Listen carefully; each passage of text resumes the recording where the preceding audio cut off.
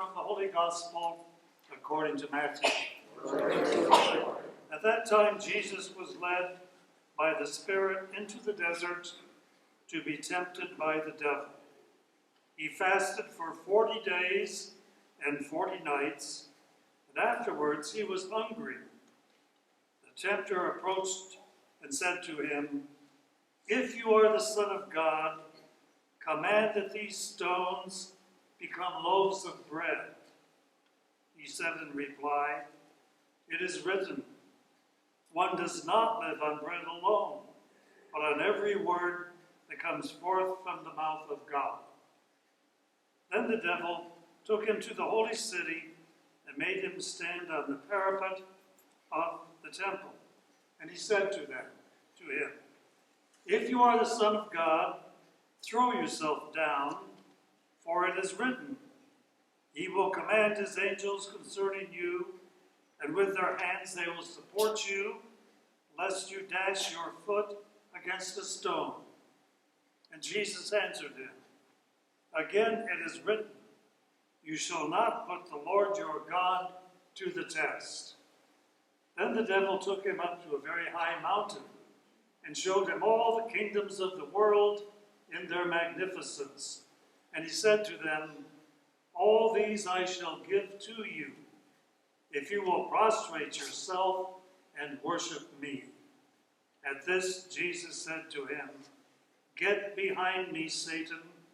It is written, the Lord your God shall you worship, and him alone shall you serve." Then the devil left him, and behold, angels came and ministered to him. The Gospel of the Lord. Praise to you, Lord Jesus Christ. Good morning. Well, today is the first Sunday of the season of Lent. How does that sound to you? Maybe we're saying, "Oh boy, here we go again." You know, we're supposed to deny ourselves. We're supposed to give up something we really enjoy for the next 6 weeks. This really is sort of a gray, dull time of year. I hope we don't feel that way. In our gospel today, Jesus was tempted in 3 different ways. The devil tempted him with bread, with fame, and with power. Now, all of this is very, very attractive. If it wasn't attractive, it wouldn't be a temptation. Like the woman who needed a new dress and went shopping. And she came upon the most stunning creation she had ever seen. And then she got sticker shock. She looked at the price tag, and it said $750. So she knew she could not afford this. But she could try it on, so she did. And she saw herself, how magnificent she looked. And she said, "I just really have to have this." And she bought it. Later that evening, she showed this beautiful dress to her husband. And he asked the expected question, "How much did it cost?" When she told him, he had a fit. But she went on to say, "But dear, this was the temptation. It was too much for me to resist." He said to her, "Dear, I've told you, when you're facing temptation, like Jesus, say, 'Get behind me, Satan.'" And she said, "That's exactly what I said." He said, "It looks great from behind, too."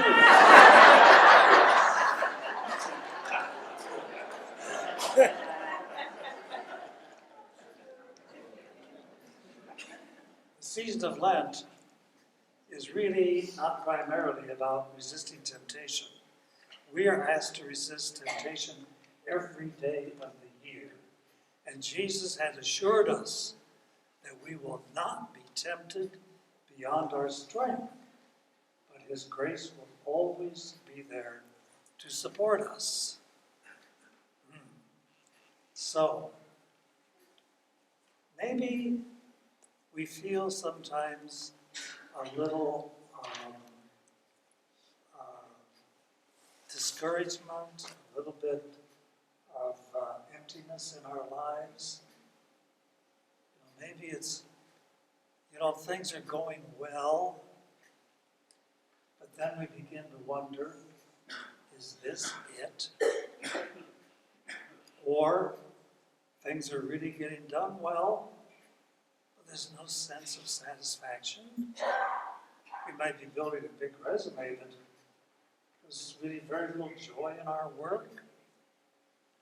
Or maybe we're putting together a healthy portfolio, and then we begin to wonder, what does this really mean at the end? The season of Lent is not about overcoming temptations. It's about something much deeper and much more pervasive than that. It's about discovering who we are and how we are called to more. Oh, who we are. In other words, we are asked during Lent to really focus on the real and lasting good we want to do with our time and with our resources. Nothing less than that. Lent is a time for us to take the next step in our life and growth. And we all have that next step.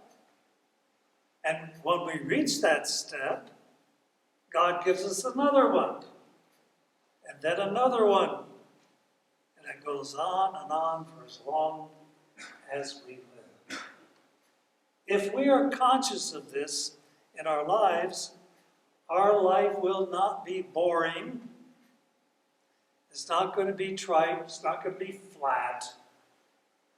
We will find meaning and we will find satisfaction and excitement in our life because we're open to the call for more, because we are open to taking that next step, because we are on the road to doing everything God wills for us.